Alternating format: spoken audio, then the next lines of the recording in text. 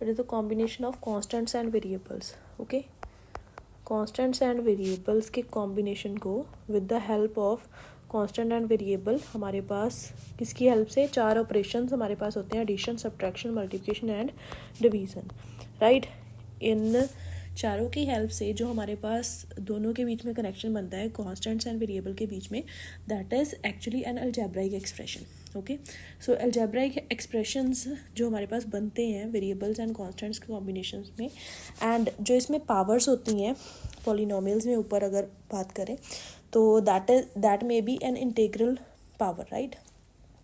तो पॉलिनोमियल्स को हम जनरली रिप्रेजेंट करते हैं पी एक्स के साथ या फिर क्यू एक्स, आर एक्स या फिर एस एक्स के साथ, राइट। अब क्लासिफिकेशन पॉलिनोमियल्स की किन दो बेसिस पे की जाती है, ठीक है। तो क्लासिफिकेशन के लिए अगर मैं बात करूँ डिग्री की, डिग्री क्या होती है किसी पॉलिनोम की, जो भी उसकी हाईएस्ट पावर है, ठीक है। अगर मेरे पास ये वाली ऐसे वैल्यू दे दी उन्होंने, एक ऐसे दे दिया, राइट, तो इसमें जो हाईएस्ट पावर होगी that is the degree of the polynomial. इसमें हाईएस्ट पावर क्या है 6, तो इसकी डिग्री भी क्या होगी हमारे पास 6 होगी। तो एक तो क्लासिफिकेशन करने का ये वाला मेथड है, राइट। अब नंबर ऑफ टर्म्स के बेसिस पे भी इसको क्लासीफाई किया जाता है, नंबर ऑफ टर्म्स के बेसिस पे। ओके, जैसे कि हमारे पास एक सिंगल टर्म आ गई किसी में, जैसे ऐसे लिख दिया 4x, right. So one term आ गई तो इसको हम बोलते हैं मोनोनोमियल, मोनोनोमियल। किसी में हमारे पास ऐसे दो टर्म्स लिख दी, जैसे लिख दिया 2 + 5x, right, so that is a binomial, दो टर्म्स आ गई। ओके, किसी में ऐसे 3 टर्म्स लिख दी, जैसे लिख दिया 3x² - 4x + 2, that is a trinomial, ठीक है। So that is the classification on the basis of number of terms. Okay, तो नंबर ऑफ टर्म्स की बेसिस पे हमने ऐसे क्लासीफाई कर दिया, mono, bi, tri and so on up to, right. अब डिग्री के बेसिस पे जो उसमें हाईएस्ट पावर है that is the degree of the polynomial. अगर मैं बात करूँ डिग्री की और डिटेलिंग में, तो मेरे पास जैसे कि 0 डिग्री की पॉलिनोमियल, 0 डिग्री की पॉलिनोमियल का मतलब क्या है कि हमारे पास जैसे कि जो टर्म्स हैं, ठीक है, वो एक कांस्टेंट पॉलिनोमियल होगी। क्या होगी? एक कांस्टेंट पॉलिनोमियल, एंड उसमें सिर्फ जैसे एक सिंगल टर्म लिख दिया मैंने 2, 5 -k, right, and so on up to like this. So मतलब एक कांस्टेंट टर्म रहने दी, दैट इज़ अ 0 पॉलिनोमियल, मतलब उसके साथ हमारे पास वेरिएबल नहीं है। ओके, अब मैं अगर 1 डिग्री ऑफ पॉलिनोमियल, किसी की पॉलिनोमियल की डिग्री क्या है 1 है, ठीक है, मतलब हाईएस्ट पावर उसमें क्या है 1 है, that means that is a linear polynomial. उसको हम क्या बोलेंगे? Linear polynomial. जैसे कि हमने लिख दिया ax + b, in general it is ax + b, right, where a and b are constants and a can't be equals to 0।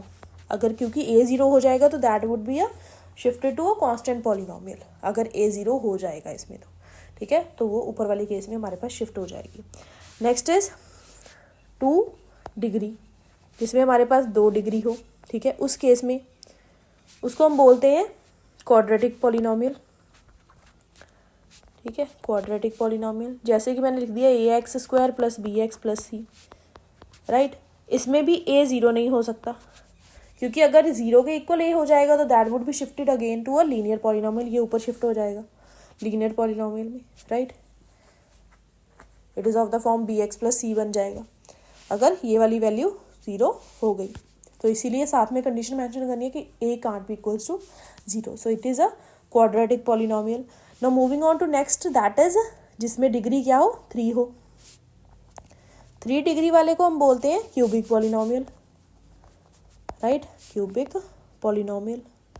तो उसको लिखने का जनरल टर्म क्या है कि ax³ + bx² + cx + d, right. तो ये हमारे पास क्या है? एक क्यूबिक पॉलिनोमियल। इसमें भी a not equals to 0 where a, b, c, d are constants. Okay, so I hope you will understand this whole concepts of polynomials, right?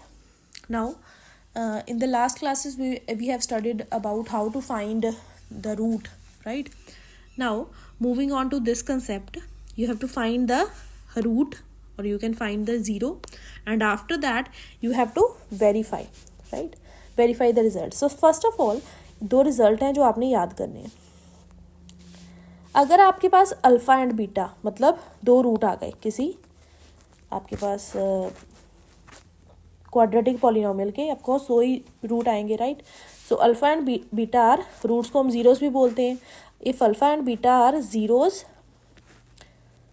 Alpha and beta are zeros of quadratic polynomial. Quadratic polynomial के क्या हो गए, ये zero हो गए. कौन कौन quadratic polynomial आपके पास ये होती है, ठीक है? अल्फ़ा एंड बीटा क्या हो गए, इसके ज़ीरोज़ हो गए. तो देन आपके पास ये वाली कंडीशन होगी, अल्फ़ा प्लस बीटा, मतलब अगर मैं इन दोनों रूट्स का सम करूं तो मेरे पास किसके इक्वल आएगा, अगर मैं ये वाली term minus B upon A लिखूं.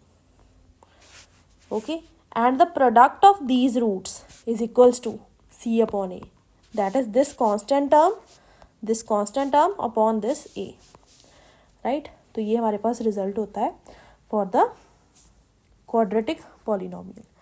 Now moving on to the question. So if we have given the question like this, if we have given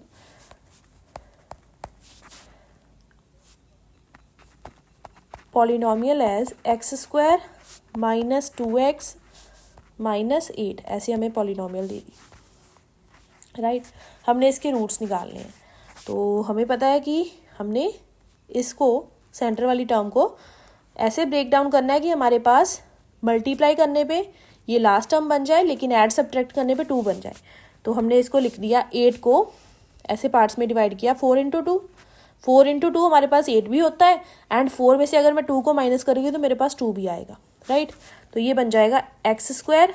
अब हमें माइनस का 2 चाहिए, तो माइनस का 2 कैसे आ सकता है, जब ये वाली टर्म मैं माइनस में लूँगी एंड ये वाली प्लस में, राइट? तो आ गया x square minus 4x plus 2x minus 8. अब फर्स्ट टू टर्म्स में देखना होता है कि क्या कॉमन आया. फर्स्ट टू टर्म्स में हमारे पास x कॉमन आ गया. अब नेक्स्ट टू टर्म्स में चेक करो क्या कॉमन आ रहा है. नेक्स्ट टू टर्म्स में आपके पास अगेन 2 कॉमन आ रहा है, अंदर बचा x minus 4, right? Now x plus 2 and x minus 4, आपके पास इसके जीरोज. अब देखते हैं, इसको इक्वेट करेंगे इक्वल्स टू 0 के, तो आपके पास x की वैल्यू 4 आ जाएगी एंड x की वैल्यू माइनस 2 आ जाएगी, राइट? अब अगर मैं बात करूं वेरिफिकेशन की, तो मुझे जैसे उन्होंने दे दिया कि you have to verify according to that condition we have discussed upside, right? So verify the relationship between the zeros and its coefficients and zeros के बीच में रिलेशन पता करना है. तो वेरिफिकेशन में हमें पता है कि सम ऑफ जीरोस क्या होता है, sum of zeros, that means 4 plus minus of 2 is equals to क्या होना चाहिए हमारे पास, इन दोनों को माइनस करेंगे, 4 माइनस 2 दैट इज 2 बन रहा है, ठीक है? तो that is equals to minus coefficient of, किसका कॉफिशिएंट चाहिए हमें, minus coefficient of x, right? x का कॉफिशिएंट चाहिए, that is -2 and upon coefficient of x square. अगर ये हमारे पास 2 के इक्वल आ गया इस साइड वाला, ठीक है, राइट हैंड साइड, अगर ये इक्वल्स टू 2 के आ गई तो that means it is verified, right? अब हमने इसमें वैल्यूज पुट कर दी. सो आप देखोगे कि माइनस एंड माइनस ऑफ 2 है आपके पास, अपॉन में आपके पास क्या है, 1 है, तो माइनस माइनस ये बन गया प्लस, तो 2 upon 1 ultimately it is equals to 2. तो ये हमारे पास वेरीफाई हो रहा है रिजल्ट यहाँ पे. Same you can verify the product also, right? And product of zeros is equals to, आपके पास जीरोज क्या है, 4 एंड -2 आई, राइट? इन दोनों की प्रोडक्ट की that is -8 and that is equals to, अगर मैं बात करूँ कांस्टेंट टर्म अपॉन किसके इक्वल होता है, कोफिशिएंट ऑफ x स्क्वायर के. एंड आपके पास कांस्टेंट टर्म क्या है, कांस्टेंट टर्म इसमें है हमारे पास ऊपर, constant term is this 8 and वो भी माइनस के. सो माइनस के 8 अपॉन में हमारे पास कोफिशिएंट ऑफ x स्क्वायर क्या है, 1 है, तो आंसर आ गया -8. So hence it is verified. So you can check the verification also, right? So if you like this video, like, subscribe, share and comment. Bye bye.